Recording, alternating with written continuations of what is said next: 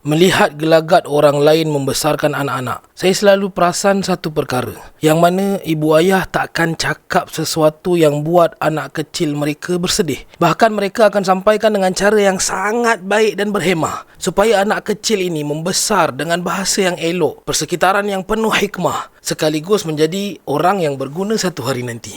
Faghfir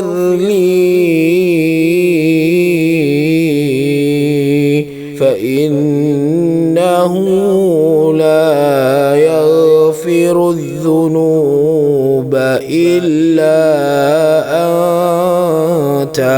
Bila tengok orang lain, saya membayangkan mungkin beginilah caranya ketika saya masih kecil. Bantal sengit sikit, dengan terhoyong-hayang di tengah malam, sang ibu gagah bangun dan betulkan. Walaupun hakikatnya mereka sangat letih, ditambah tidur yang tak cukup dan perlu bekerja pada siangnya. Nilaikanlah secara fizikal. Terbayar ke setiap sen yang pernah ibu dan ayah keluarkan untuk kita? Ada orang lebih banyak menghabiskan masa memerah keringat, memikirkan tentang anak dan isteri, berbanding berusaha menggembirakan ibu dan ayahnya. Ada orang lebih mengharapkan senyuman isteri berbanding melihat kegembiraan kedua ibu bapanya. Ada orang cukup berkira walau hanya RM100 sebulan untuk ibu dan ayah di kampung, berbanding berhabis belanja seluruh gaji kononnya untuk membeli jiwa isteri. Ada orang sanggup menghamburkan kata-kata keji dan menyakiti ibu dan ayah sendiri, sedangkan mereka sentiasa berusaha menjaga hati pasangan masing-masing. Ada orang menjadikan perkahwinan sebagai asbab utama untuk menjauhkan diri daripada kedua ibu bapanya. Selesai nikah, seluruhnya diasingkan, dikeluarkan secara total dari keluarga.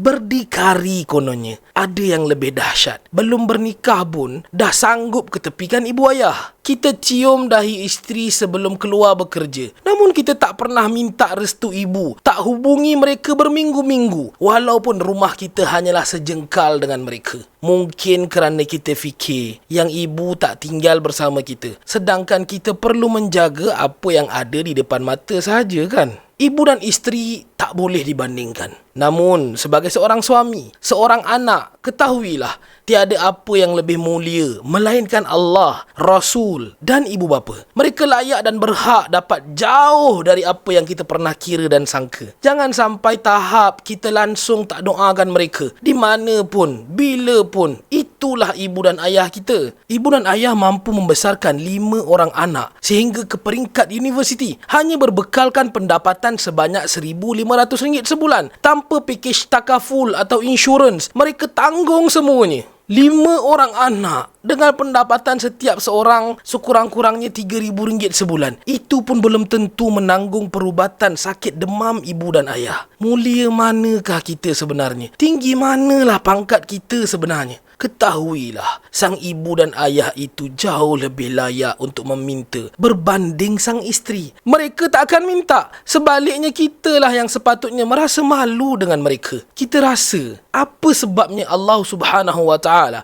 mengulang-ulang perintah untuk berbuat baik dengan kedua ibu bapa dalam Al-Quran? Atas sebab yang sia-sia ke? Nasihat dan peringatan buat diri sendiri. Al-Khalifah Online #berkongsi manfaat. بذنبي فاغفر لي